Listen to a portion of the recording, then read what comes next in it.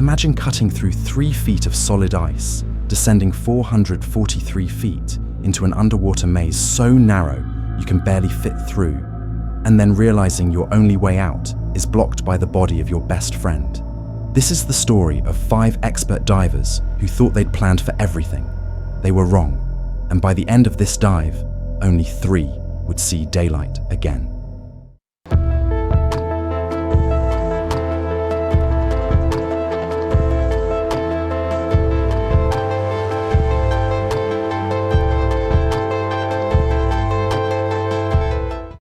February 6th, 2014, northern Norway.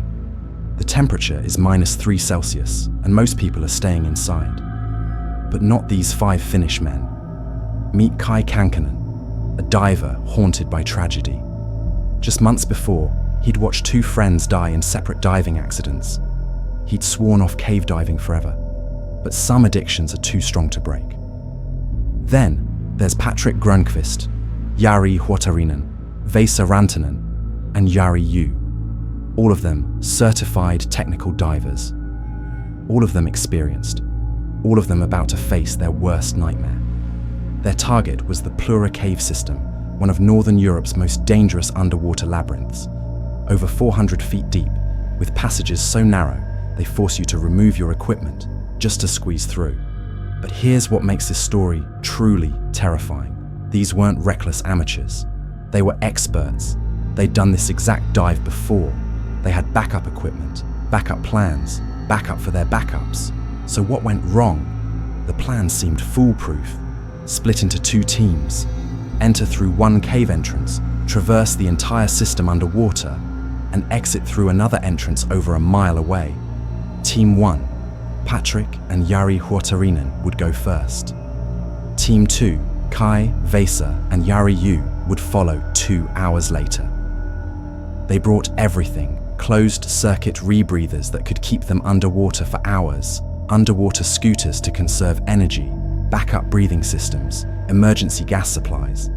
The 15-hour drive from Finland gave them plenty of time to review every detail. They discussed contingencies, emergency procedures, communication signals. When they arrived, Patrick fired up a chainsaw to cut through the frozen lake surface. The ice was so thick it took significant effort just to create their entry point. At noon, Patrick and Jari Huotarinen slipped beneath the ice. The water was crystal clear, a good sign. But before we continue, you need to understand the technology keeping these men alive at crushing depths and how it can become their worst enemy. Traditional scuba gear is open circuit. You breathe in compressed air, exhale bubbles into the water. Simple, but wasteful. At 400 feet deep, you'd burn through your air supply in minutes. That's why these divers used rebreathers, closed-circuit breathing systems that recycle your exhaled air. Here's how they work. When you exhale, the air goes into a scrubber filled with soda lime that removes deadly carbon dioxide. Then, the system adds fresh oxygen to replace what your body consumed. You breathe this recycled mixture back in no bubbles, no waste, hours of dive time. But at extreme depths, pure oxygen becomes toxic. So rebreathers mix in helium and nitrogen, creating what's called trimix. The deeper you go, the more helium you need to prevent nitrogen narcosis, that drunk-like state that impairs judgment. Sounds perfect, right? Here's the terrifying catch. If the CO2 scrubber fails, you're breathing poison. If the oxygen sensors malfunction, you could pass out. If you panic and breathe too fast, the system can't keep up, and carbon dioxide floods your bloodstream. Unlike simple scuba gear, rebreathers have dozens of failure points. Sensors, computers, valves, hoses, chemical scrubbers. Each one must work perfectly, or you die. Now back to our story. Their underwater scooters hummed to life as they descended through the cave system. These weren't toys, they were lifelines. At depth, every movement burns precious energy and oxygen. The scooters let them glide through the water, conserving strength for the challenges ahead. First, a gentle slope down to 112 feet deeper than most recreational divers ever go. Then through a partially flooded chamber, where novice cave divers sometimes practice. The water here was an otherworldly blue-green, lit only by their powerful LED lights. But then, the cave plunged into the abyss. 200 feet. The pressure doubles. Your wetsuit compresses. 300 feet. Nitrogen narcosis begins affecting your thinking. 400 feet. The pressure is now 13 times greater than at the surface. Every breath requires conscious effort. 443 feet. Welcome to the crushing depths where humans were never meant to survive. At this depth, the water pressure is over 200 pounds per square inch.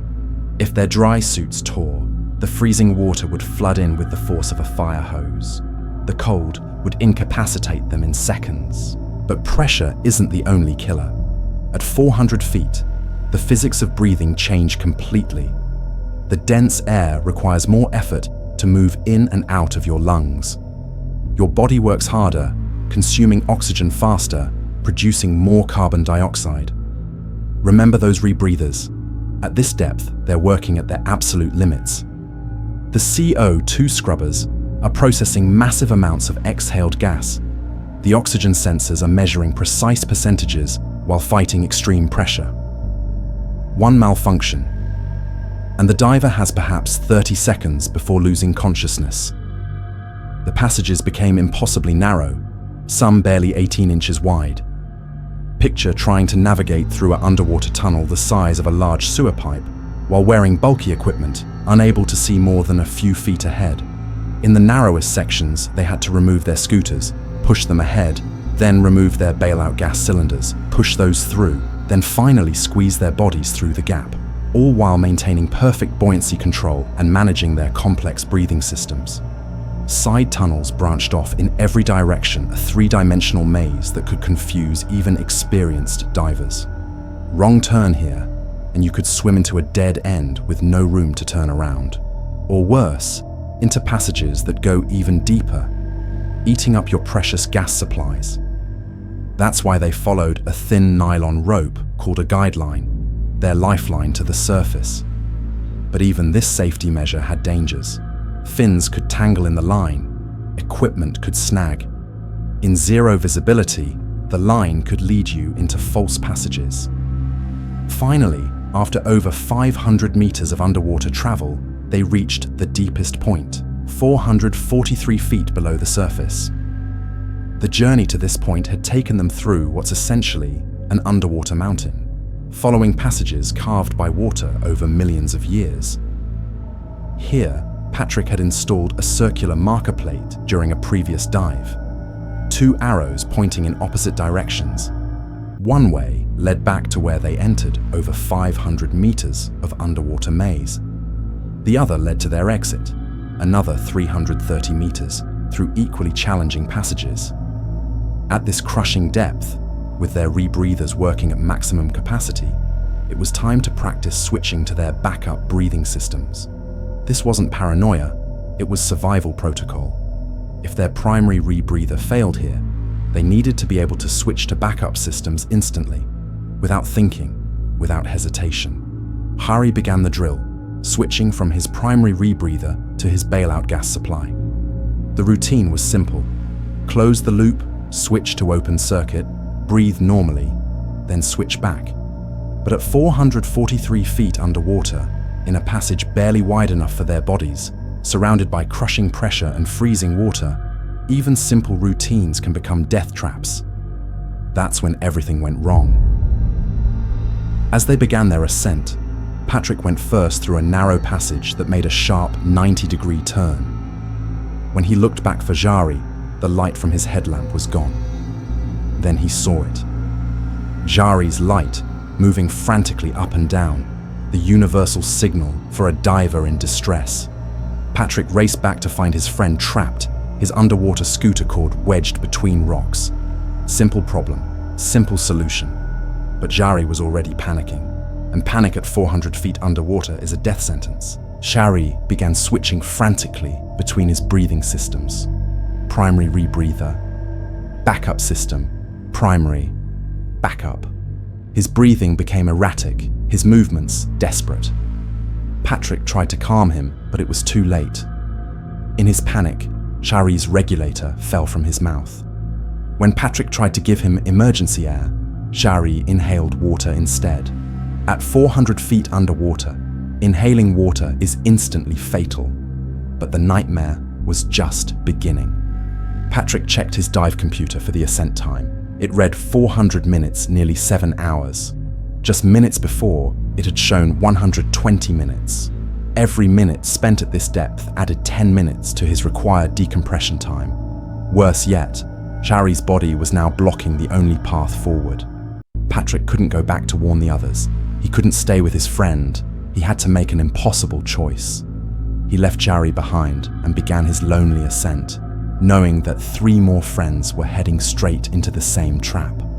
At 2 p.m., Kai, Vesa, and Hari Yu entered the water, completely unaware of the horror waiting for them. They descended rapidly through the familiar sections, the gentle slope, the practice chamber, then into the crushing depths. Kai insisted on being last in line because he wanted to be able to assist the others if something went wrong. Vesa had brought extra bailout cylinders against the others' advice, a decision that would soon become critical. As they reached 300 feet, then 400 feet, their rebreathers were working harder, their bodies consuming more oxygen in the dense pressurized air. The cold was seeping through their dry suits, despite the heating elements. At 410 feet, 125 meters, they encountered their first problem.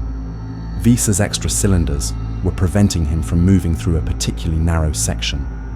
He had to remove equipment, push it ahead, and when one of his fins got tangled in the guideline, precious minutes ticked away. At these crushing depths, every minute matters exponentially. That 5-minute delay meant nearly an hour of additional decompression time. Their gas supplies, calculated precisely for the original dive plan, were now inadequate. As they continued deeper into the cave system, following the thin guideline through passages barely wide enough for their bodies, the extreme depth was affecting their thinking. Nitrogen narcosis creates a feeling similar to alcohol intoxication, but at 400 plus feet, it can impair critical decision-making when every choice means life or death. Then Vesa heard something that made his blood run cold. A sharp, rhythmic electronic beeping cutting through the water. Every technical diver knows this sound. It's the distress signal from a failed rebreather. As they approached the narrow 90-degree turn, Vesa's light illuminated something that shouldn't be there. Jari Huotarinen's lifeless body, wedged awkwardly in the passage, his rebreather's failure alarm still screaming its electronic warning. A failed rebreather at this depth is essentially a death sentence.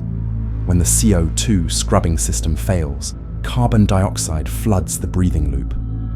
The diver experiences rapid, overwhelming symptoms, confusion, nausea, shortness of breath, and within minutes, unconsciousness. In a rebreather failure, the diver has perhaps 30 to 60 seconds to switch to backup systems before losing the ability to think clearly. The horror was spreading through the depths. Seeing his dead friend triggered an immediate panic response in Jari Yu. At 400 plus feet underwater, panic is contagious and deadly. His breathing rate spiked, overwhelming his rebreather's ability to scrub CO2. He began switching frantically between his primary rebreather and backup systems. Exactly the wrong response in this situation. Rapid, panicked breathing at extreme depth creates a cascade of failures. The rebreather can't process the sudden influx of CO2-rich exhaled air. Carbon dioxide levels in the bloodstream spike, causing hypercapnia CO2 poisoning. Symptoms include severe headache, confusion, shortness of breath, and rapid loss of consciousness. Kai, fighting his own nitrogen narcosis at 400 plus feet, tried desperately to calm Jari Yu. But calming a panicked diver at extreme depth is nearly impossible. The crushing pressure, the complex equipment, the maze-like environment, the presence of death, everything conspired against rational thought. Within minutes, Jari Yu's erratic breathing and equipment switching led to his death. The second victim of the cascade failure that began with a simple equipment problem 443 feet below the surface. Now Kai faced the same impossible choice Patrick had faced. Two friends were dead. Vesa was struggling to get past the bodies, but Kai could see he was running out of air, running out of time. In the most gut-wrenching decision of his life, Kai abandoned Vesa and began his own desperate ascent. Now 3 men were racing against time, each unaware the others were still alive. Patrick was making his decompression stops in the opposite cave, hugging the walls in the freezing water, haunted by guilt and the memory of his friend's death. Kai was skipping decompression stops, knowing he'd rather risk decompression sickness than run out of air. His underwater scooter died, turning his 15-minute swim into a 45-minute ordeal. And somehow, miraculously, Vesa had managed to squeeze past the bodies and was making his own ascent. All 3 were ascending too quickly, and they knew the consequences. Decompression sickness, the bends, occurs when dissolved nitrogen in your bloodstream forms bubbles as pressure decreases. At the depths they'd been diving, their blood and tissues were saturated with nitrogen under extreme pressure. Proper decompression requires precise stops at specific depths, allowing nitrogen to slowly leave the bloodstream through the lungs. Skip these stops, and nitrogen bubbles form in your joints, spine, and brain. The symptoms are excruciating: joint pain, paralysis, seizures, and often death. Patrick was making his decompression stops in the dry cave, hugging the rocky walls in the freezing water, haunted by guilt and the memory of his friend's death. His dive computer showed he needed to spend specific times at 30 feet, 20 feet, 10 feet each stop, calculated based on his depth and time at the bottom. But his rebreather's CO2 scrubber was reaching its limits after 8+ hours underwater. The soda lime that removes carbon dioxide was becoming exhausted. If it failed completely, he would start breathing his own CO2, leading to unconsciousness and death, even during decompression stops. Kai was gambling with his life, skipping decompression stops because he knew he'd rather risk the bends than run out of breathing gas. His underwater scooter had died, turning his carefully planned 15-minute transit into a 45-minute ordeal that consumed precious gas. At extreme depths, gas consumption follows the ideal gas law: the deeper you go, the denser the air becomes, and the faster you consume it.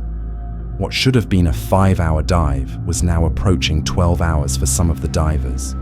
Their precisely calculated gas supplies were running critically low, and somehow, miraculously, Vesa had managed to squeeze past both bodies in the narrow passage and was making his own ascent. But the additional time spent at depth meant his decompression obligation had increased exponentially.